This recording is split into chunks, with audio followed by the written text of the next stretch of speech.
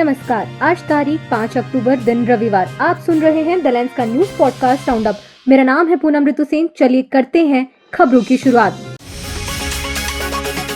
उत्तर बंगाल में भारी बारिश ने जनजीवन को पूरी तरह से अस्त व्यस्त कर दिया है। दार्जिलिंग जिले में भूस्खलन और एक पुल के ढहने की घटनाओं में अब तक 18 लोगों की जानें जा चुकी है, जबकि 2 लोग अभी भी लापता हैं। आशंका है कि मृतकों की संख्या और बढ़ सकती है। मिरिक और सुखिया क्षेत्रों में भूस्खलन से कई लोग हताहत हुए हैं। दार्जिलिंग जिला पुलिस और अन्य टीमें राहत और बचाव कार्य में जुटी हैं, लेकिन कालिम्पोंग में स्थिति अभी भी गंभीर बनी हुई है। लगातार बारिश के कारण कई इलाकों का संपर्क कट गया है और सड़कों पर यातायात बुरी तरह प्रभावित हुआ है। इस पर पीएम ने कहा है कि भारी बारिश और भूस्खलन के कारण दार्जिलिंग और आसपास के क्षेत्रों की स्थिति पर बारीकी से नजर रखी जा रही है और प्रभावित लोगों को हर संभव मदद दी जाएगी। हिंसा भड़काने के आरोप में गिरफ्तार सामाजिक कार्यकर्ता सोनम वांगचुक ने जोधपुर सेंट्रल जेल से एक संदेश भेजा है, जहां वह राष्ट्रीय सुरक्षा अधिनियम NSA के तहत बंद है। उन्होंने कहा कि वे लद्दाख में हाल ही में हुई हत्याओं की स्वतंत्र न्यायिक जांच के आदेश दिए जाने तक हिरासत में रहने के लिए तैयार है।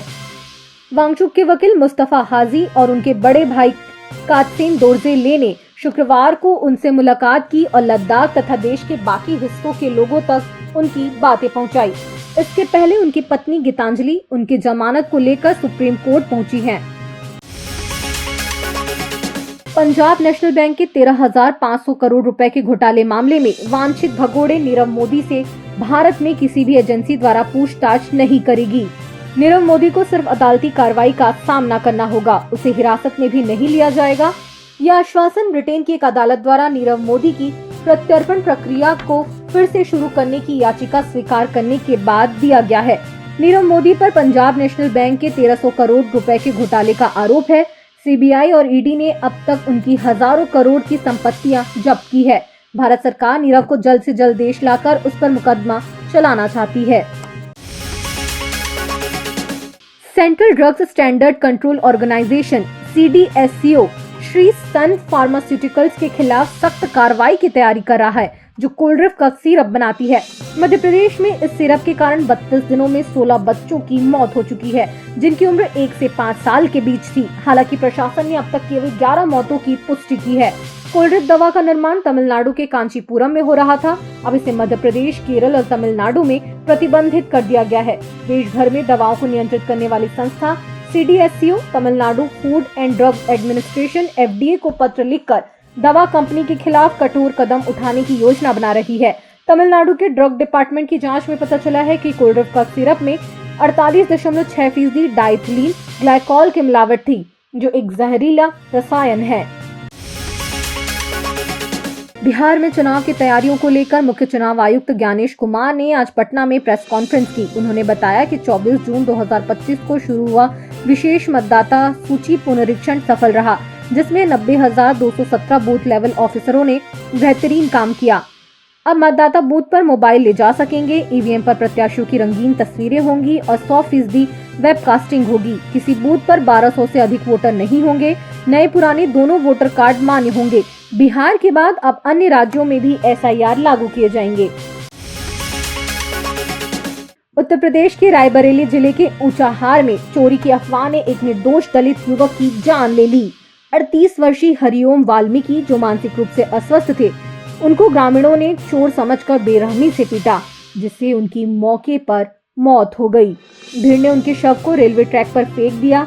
वायरल वीडियो के बाद पुलिस ने 5 आरोपियों को गिरफ्तार कर जेल भेजा, जबकि 6 संदिग्धों से पूछताछ जारी है। लापरवाही के आरोप में ऊंचाहार कोतवाल को हटाया गया और 3 पुलिस कर्मियों को निलंबित किया गया। पुलिस ने अफवाहों पर भरोसा न करने की अपील की है। ये घटना 2 अक्टूबर को घटी और पिटाई का वीडियो वायरल होने के बाद 3 अक्टूबर को पुलिस ने मामले में कार्रवाई की। नेपाल में शुक्रवार से हो रही भारी बारिश के कारण आए भूस्खलन और बाढ़ से 2 दिनों में 51 लोगों की मौत हो गई, जबकि 9 लोग लापता हैं।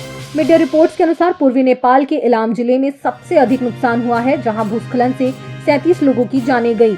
सड़कें जाम होने से बचाव कार्यों में मुश्किलें आ रही हैं और बचाव कर्मी पैदल प्रभावित क्षेत्रों तक पहुंचने की कोशिश कर रहे हैं। राजधानी काठमांडू में नदियों का जलस्तर बढ़ने से कई घर और बस्तियां डूब गई हैं, जहां सिक्योरिटी फोर्सेस हेलीकॉप्टर और मोटर बोट से रेस्क्यू कर रही हैं। नेपाल सरकार ने सोमवार और मंगलवार को देशव्यापी सार्वजनिक अवकाश घोषित किए हैं और मौसम विभाग ने 12 से अधिक जिलों में रेड अलर्ट जारी किया है। इधर अमेरिका में 1 अक्टूबर से शुरू हुए 5 दिनों के सरकारी शटडाउन के कारण नेशनल न्यूक्लियर सिक्योरिटी एडमिनिस्ट्रेशन के पास परमाणु हथियारों की सुरक्षा और रखरखाव के लिए केवल 8 दिनों का फंड बचा है। ऊर्जा विभाग के सचिव क्रिस राइट ने चेतावनी दी कि फंड खत्म होने पर स्टाफ कम करना पड़ेगा और आपातकालीन बंदी प्रक्रियाएं अपनानी होंगी जो देश की सुरक्षा को जोखिम में डालेंगी। रिपब्लिकन डेमोक्रेटिक दलों के बीच फंडिंग बिल पर सहमति न बनने से ये संकट पैदा हुआ है। DOE की योजना के तहत 60% कर्मचारियों को बिना वेतन छुट्टी पर भेजा जा सकता है, लेकिन न्यूक्लियर मटेरियल रखरखाव और प्रसार रोकने वाले क्रिटिकल स्टाफ काम पर बने रहेंगे। आज बिटकॉइन की कीमत पहली बार 1.1 करोड़ रुपए के पार पहुंची, जो अब तक का सबसे ऊंचा स्तर है। 2009 में सतोशी नाकामोटो ने बिटकॉइन बनाया था, तब इसकी कीमत लगभग 0 थी। उस समय 1 रुपए से भी कम का निवेश आज 1 करोड़ से ज्यादा का होता। 2010 में इसकी कीमत 8 रुपए से बढ़कर साल के अंत तक 24 रुपए तक पहुंची। 2013 तक यह 87,000 रुपए के करीब थी और अब यह रिकॉर्ड ऊंचाई पर है। और अंत में खबर जरा हटके में बात चांदी लूट की फर्जी कहानी की।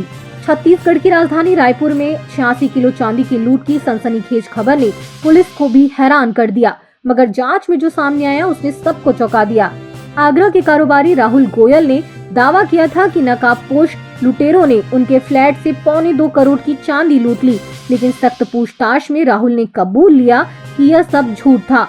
दरअसल सट्टेबाजी और जुए में लाखों गंवाने के बाद कर्ज से बचने के लिए उसने लूट की कहानी गढ़ी।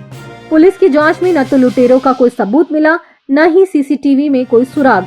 अब पुलिस ये पता लगा रही है कि राहुल ने चांदी किसे बेची और कितना बकाया है, जबकि कारोबारी समुदाय में इस मामले ने हड़कंप मचा दिया है। आज के लिए बस इतना ही। कल फिर मिलते हैं नई खबरों के साथ। खबरों को विस्तार से पढ़ने के लिए विजिट करिए हमारी वेबसाइट thelens.in।